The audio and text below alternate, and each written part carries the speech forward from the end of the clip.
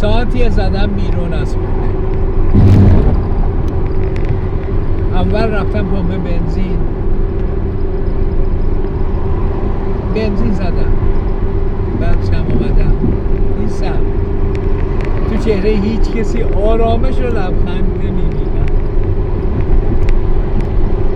همه این مردم شدن بازیچه.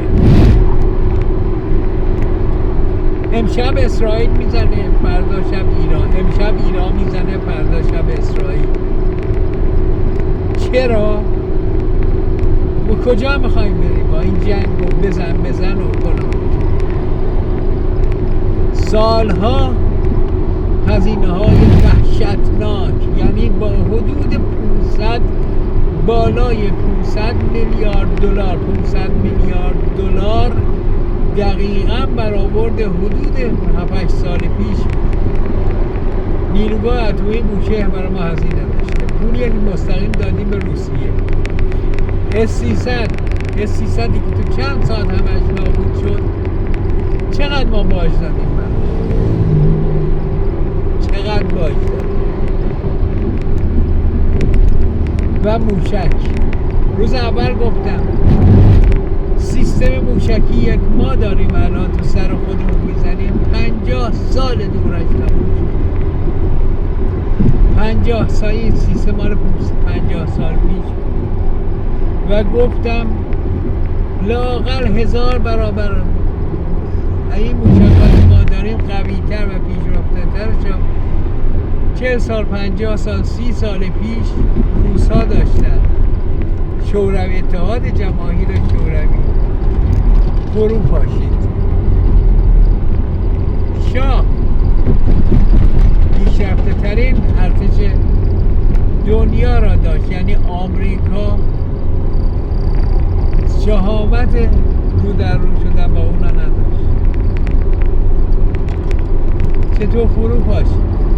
قذافی، صدام، هیتلر و ببینید حکومت ها اگر مردم را نداشته باشند فرو می‌ریزند.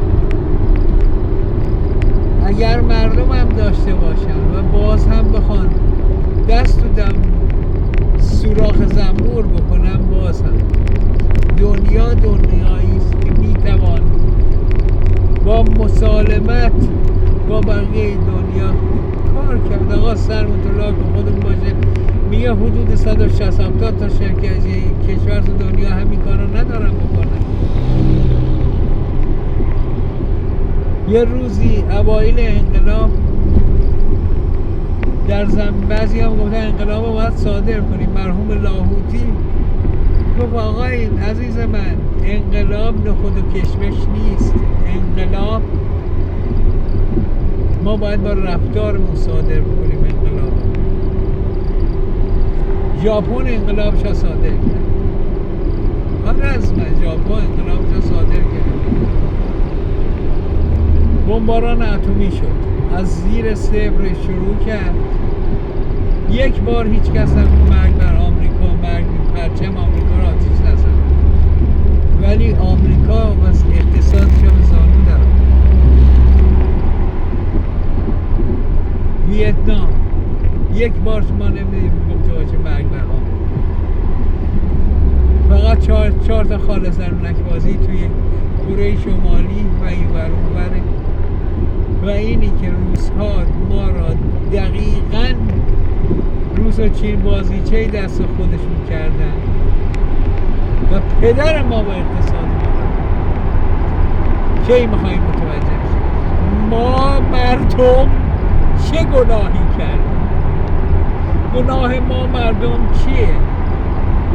آقایون بچه هاشو همه خارج از کشور دنبال خوشگذرونی، شمالشون به جا، تفریحشون به جا، خارجشون به جا، خونه هاشون به جا، فلان چنان. ما چه کار کنیم؟ چه خاکی بر سر بکنیم؟ آیا گناهی کردیم تبعه ایران شدیم؟ آیا گناهی کردیم سالم زندگی کردیم و سکوت کردیم؟ آره گناه کردیم. نباید باج میدادیم به هیچ کس، نباید سکوت میکردیم و حالا خیلی کار از کار گذشته، خیلی یه عمر سالم زندگی کردیم، صادقانه فکر میکردیم این درسته، ولی دیدیم نه این غلطه. باید با ریا و با پدر سوخته بازی و با دزدی و با اختلاس بار خودتا میبستی. الان دور زمونه شده با خدام نمیشه معامله کرد. من با خدا معامله کردم، پشیمونم. خیلی از معامله کردم با خدا، فقط از خدا خواستم خدایا شرمنده خانواده نشم که شدم. آره شدم و پشیمونم از اینکه با خود از سالم زندگی کردنم پشیمونم و شما وادارم کردم.